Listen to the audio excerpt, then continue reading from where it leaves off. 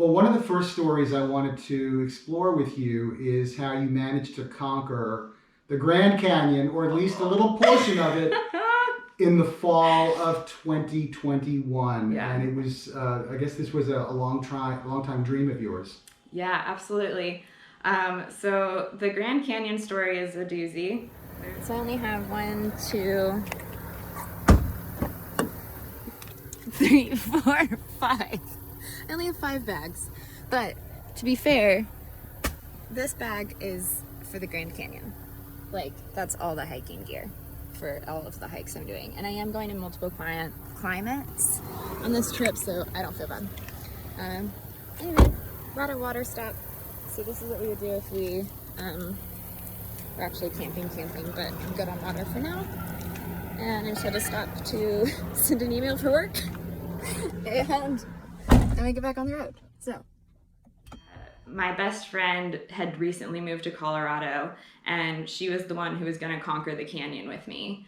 And so we did have quite a trip getting up to the canyon, but our goals that we set were to hike 24 miles rim to rim, north rim to south rim, following North Kebab to Bright Angel Trail. And it's 24.5 miles, according to like all trails and most sites. And it is a hike that most people do in 2 days or even more, and camp throughout the canyon along the way. But we were determined to do it within 24 hours. The original goal was to finish in 18 hours. And so we weren't trail running or anything like that, but we were like on a mission to finish in 1 day and hike through the Grand Canyon. I think the elevation on the way out of the canyon is 9,000 feet in elevation change. So there was a lot of really intense training that had to happen for us to be able to physically get out of the canyon. So we're over 5 miles in, and we're feeling pretty good. And we're just nervous about getting out. But so far, everything is beautiful and pretty. And we're by the river now, which is lovely. It's my favorite. And we're out here.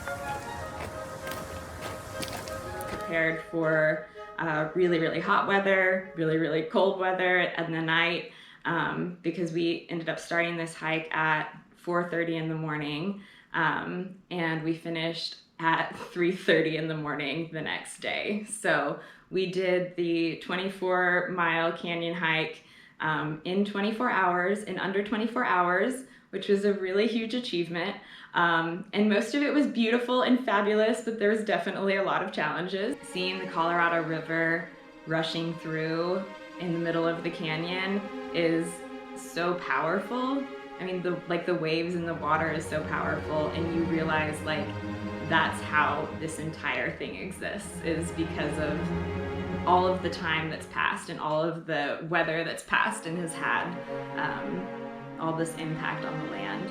But yeah, you're walking through just pure vastness and pure like beauty. I mean, it's nature at its most real and most raw, and there's really nothing else like it. The footage that I caught, I feel like just don't even do it justice. But just seeing all of the different rocks, and we're going through and we're like, how cool is that rock? How cool is that rock? And you can only really fully understand how beautiful it is just seeing and sitting in that nature and that beauty. The paths of the Grand Canyon are pretty narrow.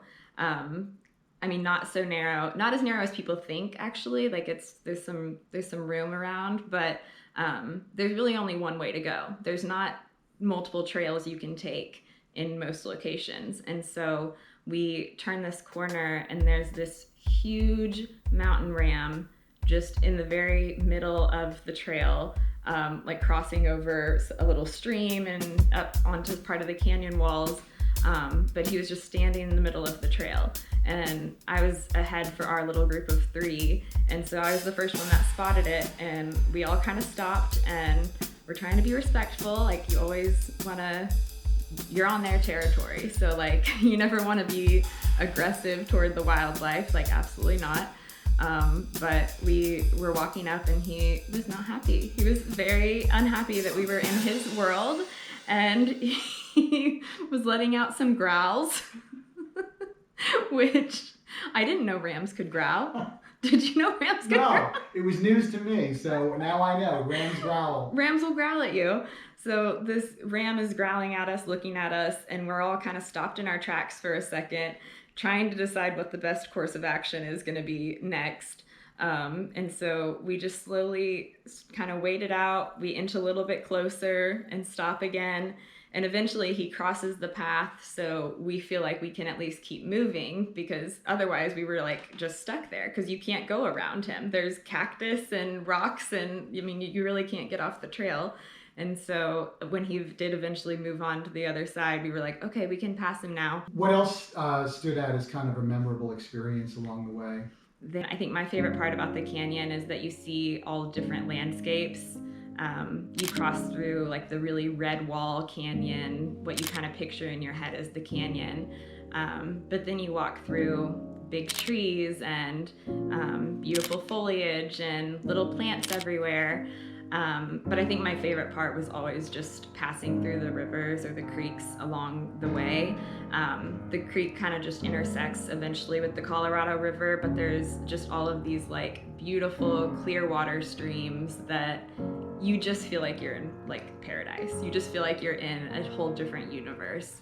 And so the waterfalls and the little babbling brooks were my absolute favorite along the way.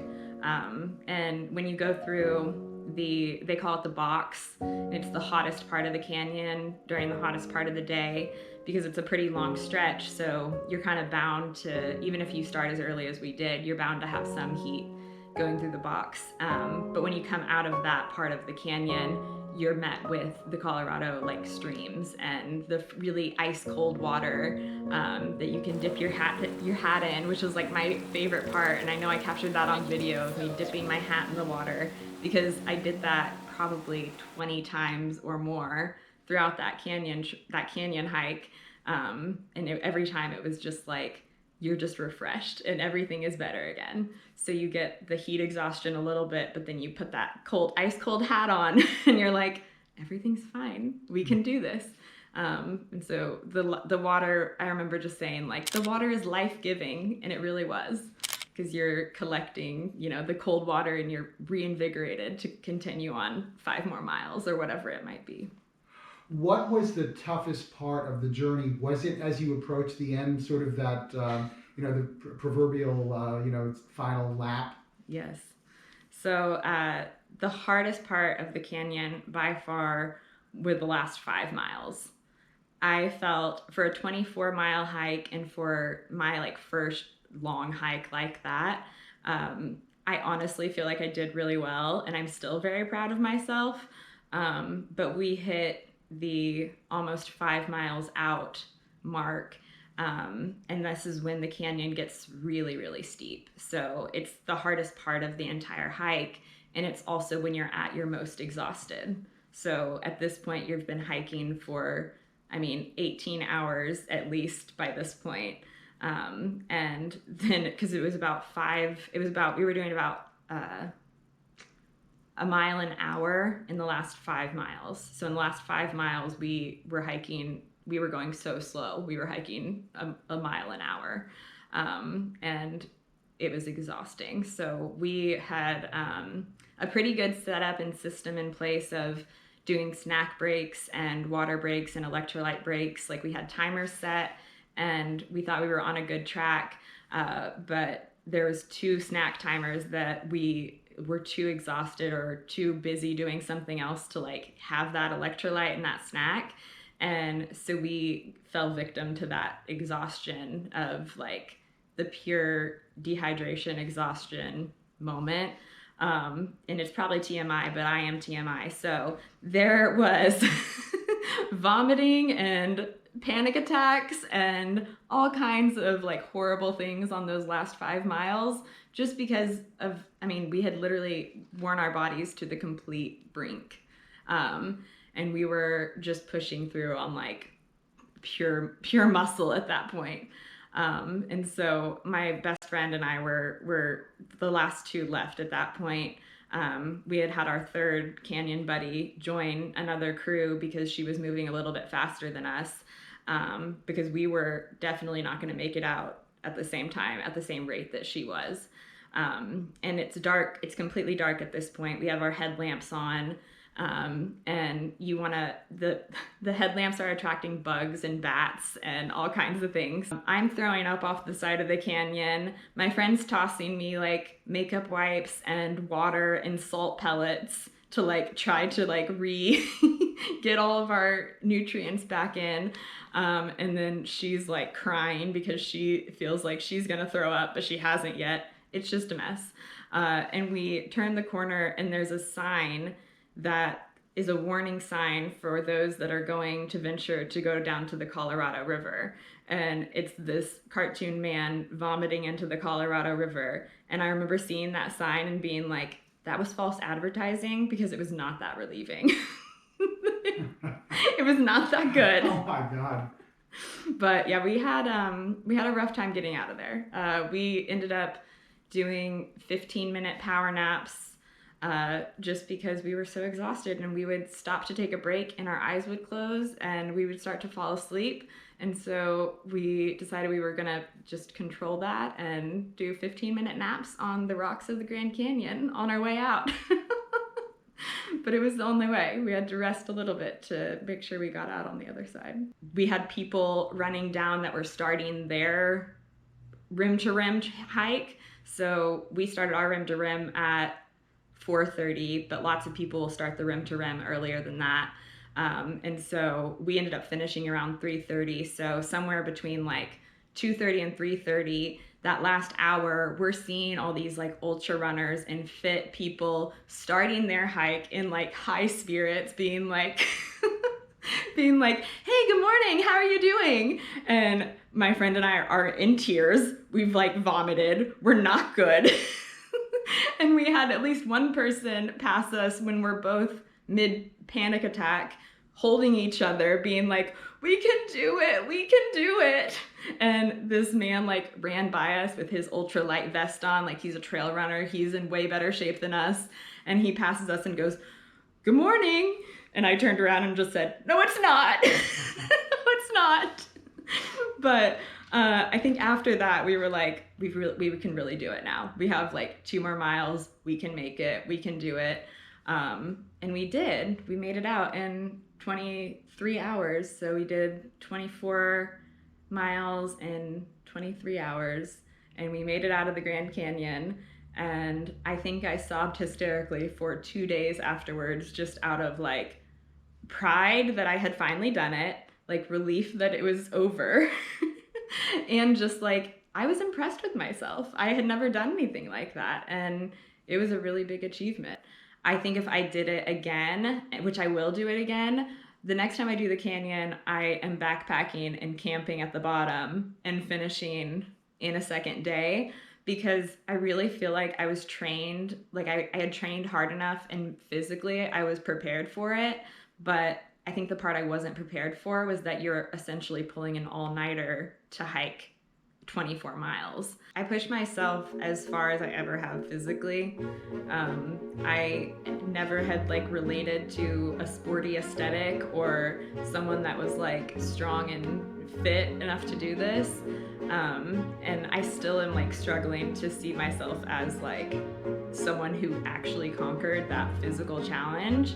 But I did. And like, I really went through a lot of hell getting there, and the training portion of not being able to do what I thought I should be able to do or what everybody else was doing, and still being able to conquer that physical challenge of doing 24 miles through the Grand Canyon, which is something that, you know, expert hikers do, and it's still a challenge for them.